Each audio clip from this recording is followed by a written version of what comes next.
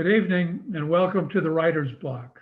I'm your host, John Ronan, and as you know now, because we are winding up our 31st consecutive year, I interview writers about their craft, what they're working on, what they've accomplished in the past, what they might be planning for the future.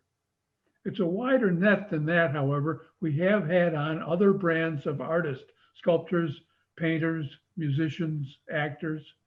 So if you have an idea for a guest who might be a good fit for the writer's block, writer, or other brand of artist, watch for our address at the end of the show. We'd be glad to get your suggestions. I also want to remind you that the writer's block and all the other original programming out of 1623 studios is a result of cable access television. It's a valuable community service, and you don't get it if you subscribe to Dish or any other way of accessing the internet. You stick with the writer's block, stick with cable.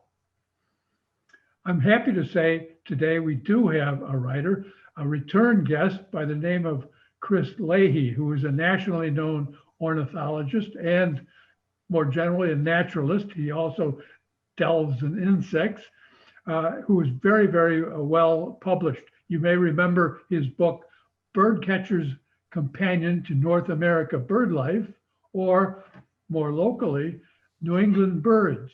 And because he is a naturalist, more generally, he's also published First Guide to Insects. Chris Leahy, welcome back to the Writer's Block. Delighted to be here, John. And I just wanted to note that earlier title that you referred to is the Bird Watcher's Companion, not the Bird Catcher's Companion. But that's somebody might, want to write that book. I hope not, but anyway. Well, I'm looking at my writing and it does say Bird Watchers, but my writing is not good. I failed cursive when I was in grade school. Understood. Okay, thank you for correcting that. The Bird Watcher's Companion to North American Bird Life. You're about to publish a new book. It's coming out when? Can you remind us? Yes, it's due to be published, Princeton University Press, in June. I'm sure that's calculated in terms of, finding a market of people interested in birds, et cetera. But that's the current pub date.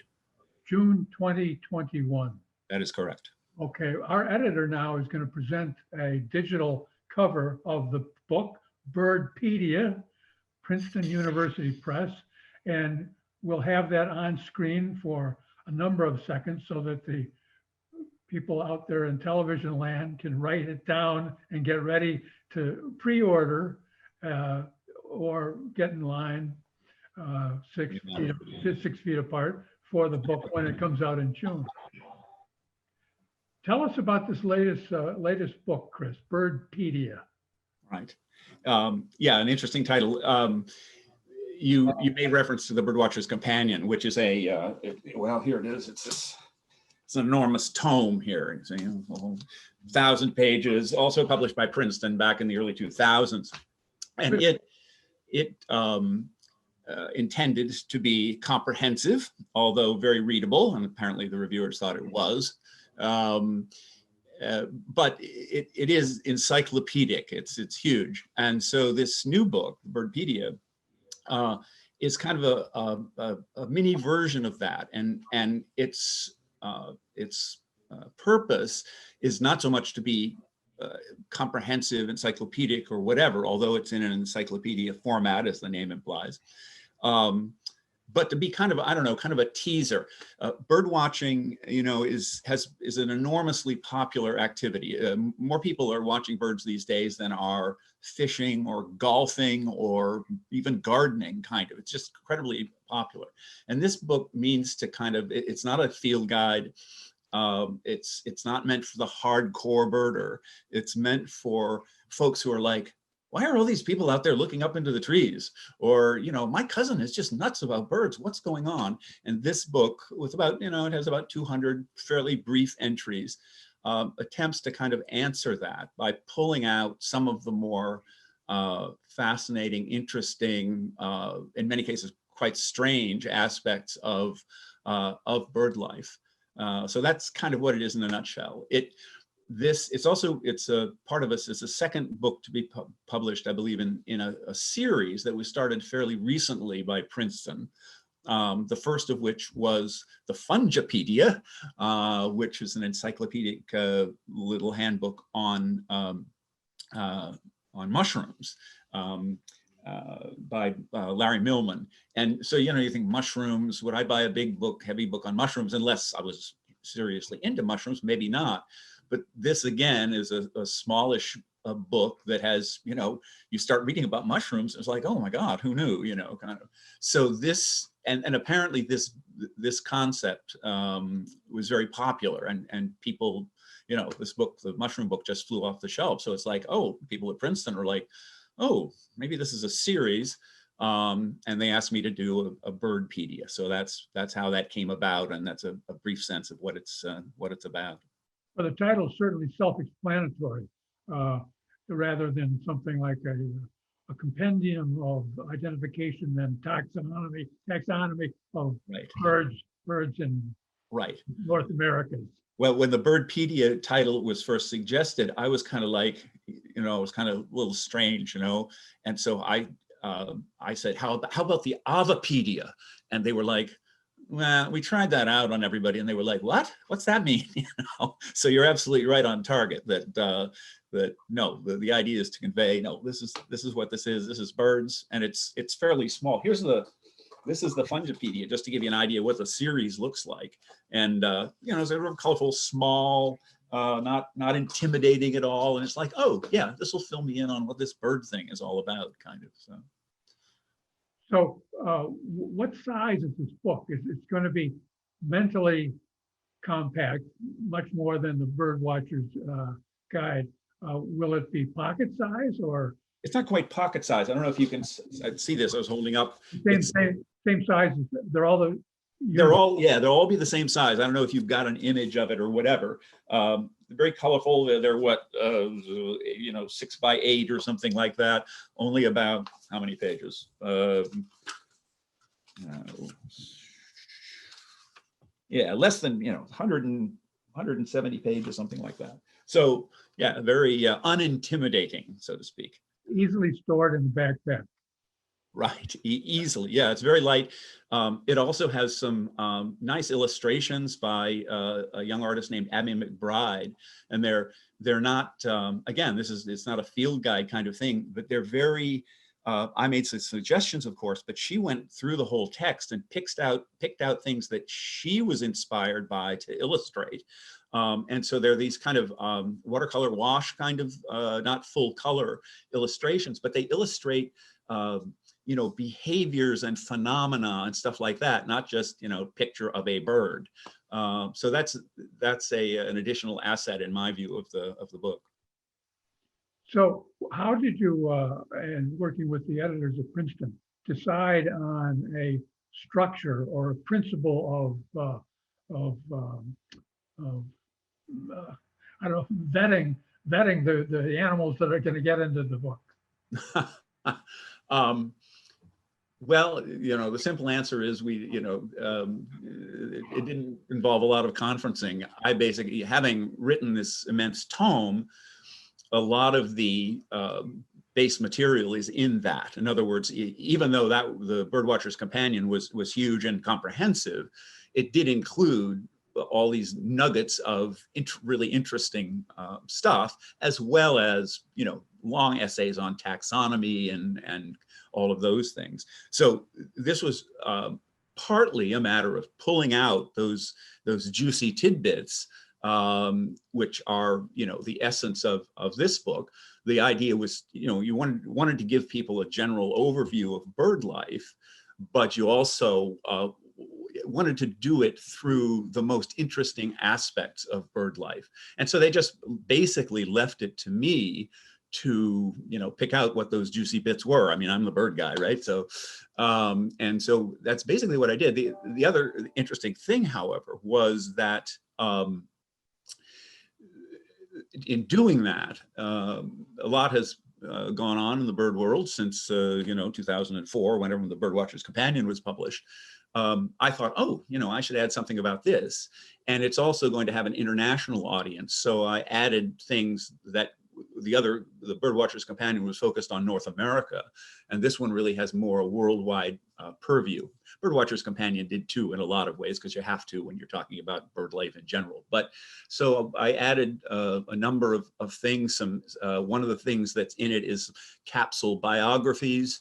Not surprisingly, John James Audubon, things like that, but also some of the more well-known female ornithologists, people like Florence Bailey and some international figures of note that wouldn't have fit in the Birdwatcher's Companion. So there was that kind of thing. And then there are things like, I'm sure people have noted the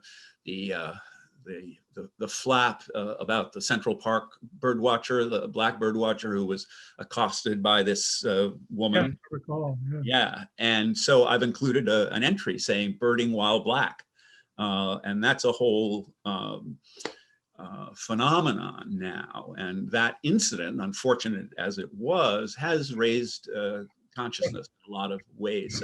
So I've added things like that to the. Excuse me, Chris. What's the whole phenomenon now?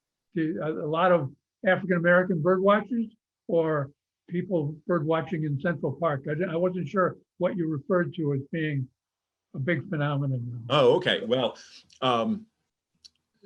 bird watching in Central Park has long been a big phenomenon. It's for bird watchers in the city. It's kind of the place to go. I spent time living in New York City and birded there, and it has a lot of variety of habitats and things like that. So that's a given.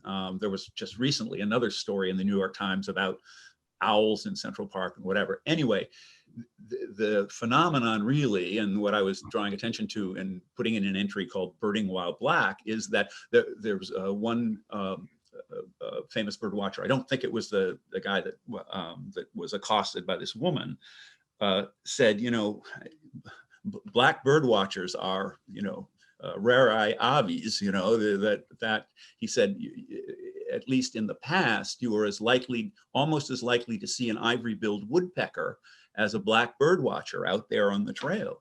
And that's increased greatly, fortunately. Black bird watchers are still underrepresented in the birding community as a whole. That's one of the things I actually include in the book, is a whole thing about demographics, talking about education level, ethnic background, age, education, all of those things, and looking at it in a historical perspective. Bird watching used to be thought of, even when I was a kid, it was thought of as kind of a feat, and the people that did it were kind of snobby, upper class types, and that kind of thing. And that demographic, although I'm sure it still obtains in some places, but has changed greatly. And so, as I was saying earlier on, bird watching is now this very broad spectrum hobby, if you will, sport, if you will, people, the birders as opposed to the bird watchers. It's extremely popular across all demographics, age groups, income levels, and all of that kind of thing. But there can still be lots more black bird watchers, and and I think this is going to encourage. I hope to encourage that. What do you ascribe this explosion in bird watching to? I think a combination of things, mainly, and I show my own bias here, I think birds are fascinating. And birds are everywhere. They're swimming under Antarctic ice. They're nesting by the millions in the Arctic tundra. They're dancing in the trees in Papua New Guinea. They're gathering at water holes in the Gobi Desert. They're everywhere. They're flying over Mount Everest. And so, in one sense, you can't avoid them. There's a sort of famous meme, if that's what it is, of how people get interested in birds. And it tends to be, you know, somebody's lying in their hammock in the backyard and they look up and they see a magnolia warbler or some other very brightly colored bird, and they think, wow, what is that? And they quickly have to figure out how to find out or whatever. And there's a spark that's set, and they rapidly become kind of obsessed. There are another aspect is that there are over 10,000 species of birds in the world. And again, they occur in all these different habitats in every country. There are birds that spend most of their time in the open ocean and only come to land, you know, very briefly to nest. And so seeing how many species of birds you can see becomes a sport or game or whatever you want to call it. The bird watchers term for it in this country is listing. And people, I published, I printed in this latest book and in the Birdwatcher's Companion, an article from the American Birding Association that gives all the different lists that this one gentleman keeps somewhere in the Midwest. In addition to his life list, he keeps a year's list, which I do too, actually, a yard list, a list of birds from every county that he's visited. He tries to visit every county in his state, of course, every country, kind of everything you can name. And people also have things like lists of birds they've witnessed copulating and birds they've heard singing from bed and things like that. So the whole kind of counting and listing thing is a very big deal. And a lot of sort of day-to-day bird watchers, when they are going out, you know, here in Essex County or whatever, looking for things, that they're definitely looking for, you know, a bird they haven't seen that year, much less a bird that they've never seen in their lifetime. So that's kind of what as the explosion in bird watching had as a cause the increased awareness of climate problems and the danger to wildlife in general. As that's increased, is that, do you think, propelled or just parallel bird watching booms? I doubt that people, you know, get interested in bird watching because of climate change, but I'm glad you brought it up, because that's definitely something that I bring up and emphasize in this new book, as well as the old one, is sort of conservation issues, and climate change, of course, is a key one there. And I have a whole entry talking about all the different ways that birds have become endangered. Most recently, a group of consortium of ornithologists looked at this very seriously for North America and found that in the last 50 years, we've lost 3 billion birds, songbirds, not just all birds, but songbirds. That represents a decrease in population of all songbirds of about almost 30%. And that's just in the last 50 years. That decline continues. And of course, most of the reasons, virtually all of the reasons that we've seen this decline have to do with, you know, our human origin. So, you know, I'm sure there's an aspect, certainly people who are already interested in birds very quickly get onto the conservation issue, and, you know, hopefully support organizations and things. I'm recently retired from 45-year career with the Mass Audubon Society. And of course, a lot of the focus there is in protecting birds and bird habitats, and that kind of thing. So yeah, there's definitely a tie-in, and something that I've tried to emphasize and point out in this latest book. I'm always surprised when I read what I think of, because my own background doesn't tend to parallel that.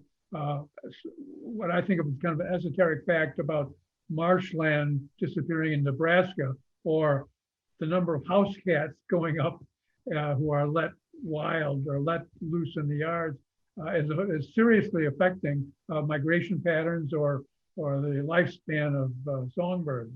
Absolutely. Yeah. And of course, not just songbirds. I quoted that statistic about songbirds, but there are things like, and this isn't something that kind of occurs to people spontaneously. You have to get sort of into it. That, for example, there's a species of sandpiper called the red knot, and it nests in Arctic tundra and then migrates all the way to the southern tip of South America. Actually, it's circumpolar, so it's nesting all around the Arctic and then migrating to sort of New Zealand, but also to the tip of South America. This bird and other birds have to make stops along their migration route to refuel, so to speak. One of the key stops for the red knot is Delaware Bay, where they feed on, they arrive, they have evolved their migratory schedule to arrive when there's an abundance of horseshoe crab eggs. The horseshoe crabs are reproducing, and there are lots of these eggs, which are high in protein, very nutritious. That stop is a critical stop on the route, this long route of this shorebird. But recently, well, not so recently, this has been going on for decades, the horseshoe crabs have been harvested for things like bait. And this food source has dwindled, and that means that there's less of this food for these knots, and that affects their fitness, so to speak, their ability to complete their migration.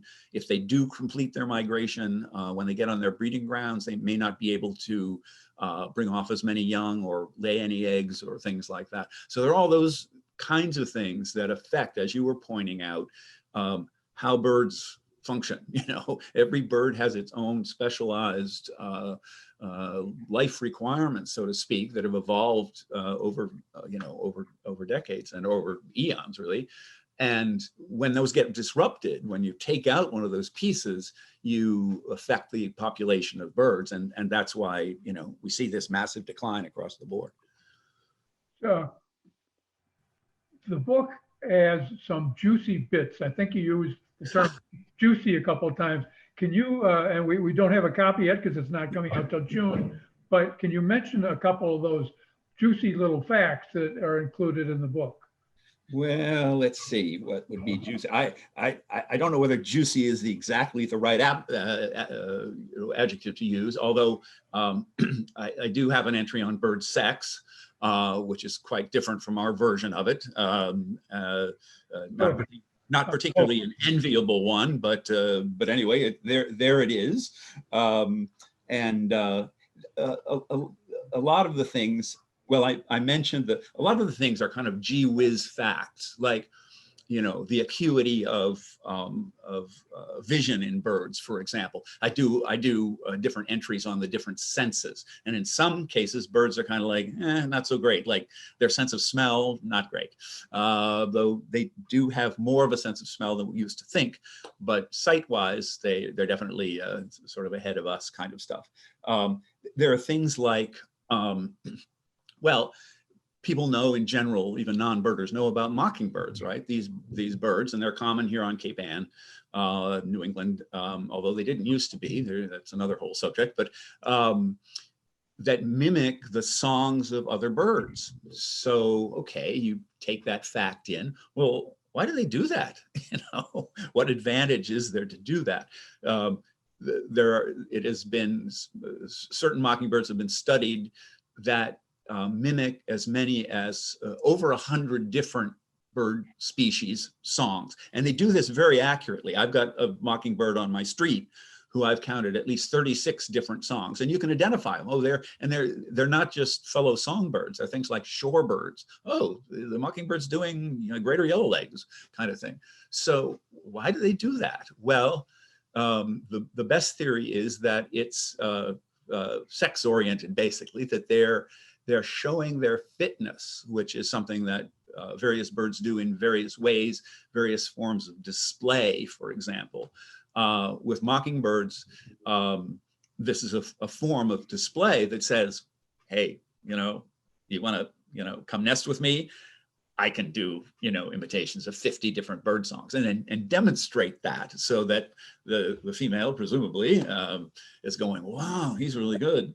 That's and better than better than the one down the street that can only do 20 imitations, kind of stuff. So it's that kind of stuff.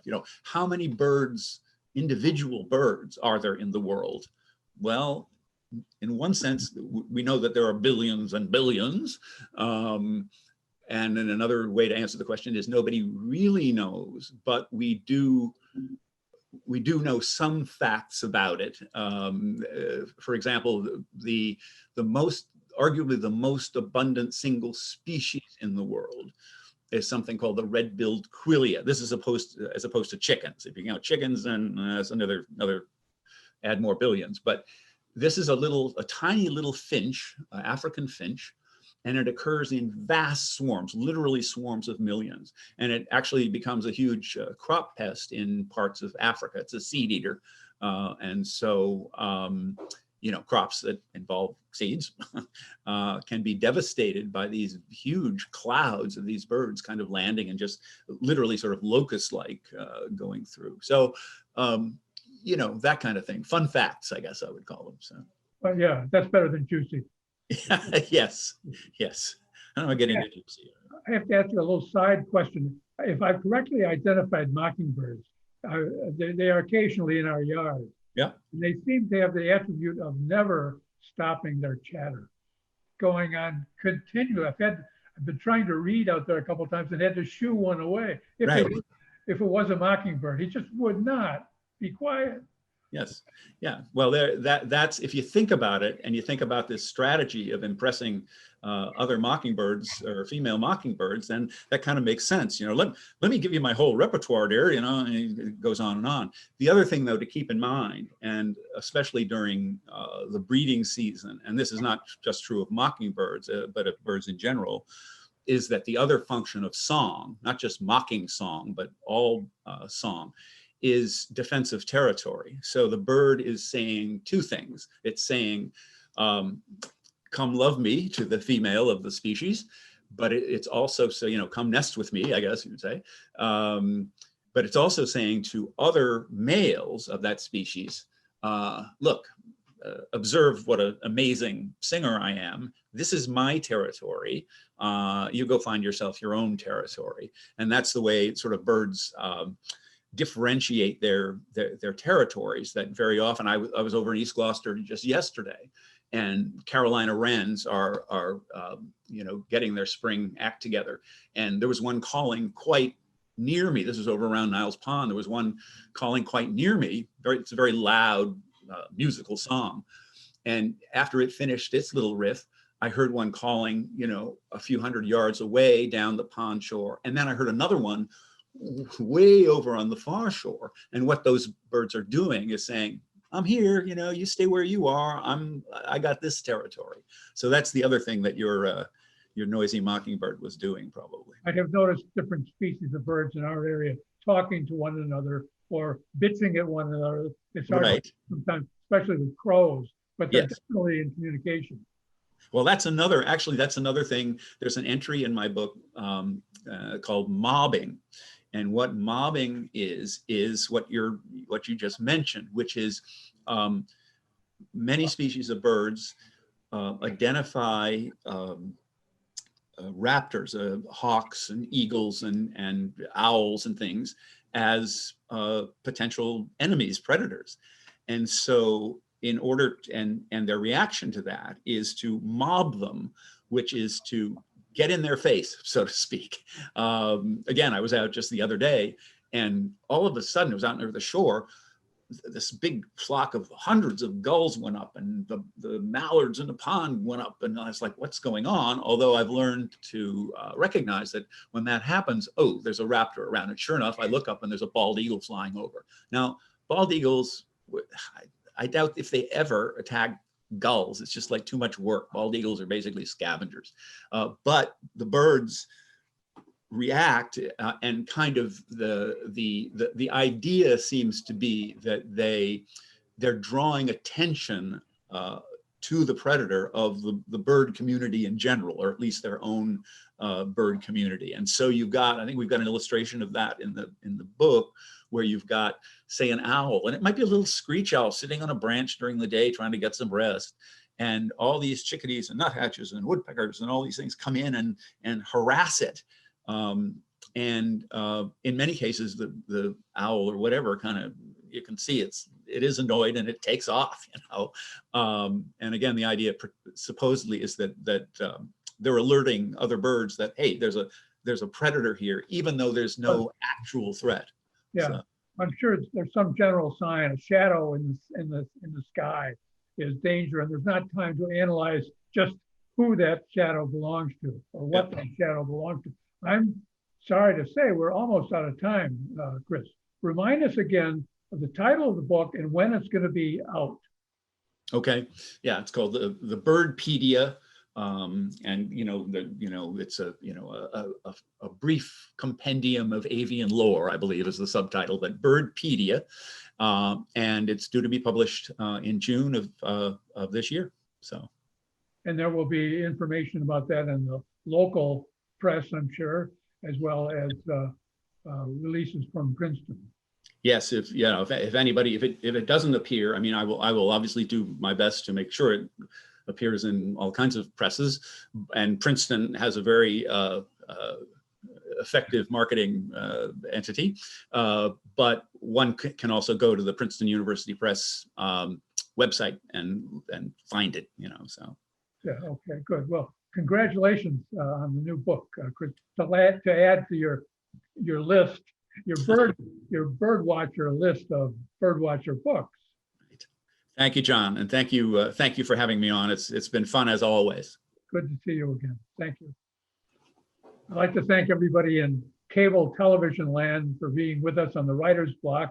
If you've learned something about a new Chris Leahy book titled Birdpedia and birds in general, then the Writer's Block has done its job. Thanks for being with us, and I hope to see you again next week, or I should say next year, on the Writer's Block. Good night.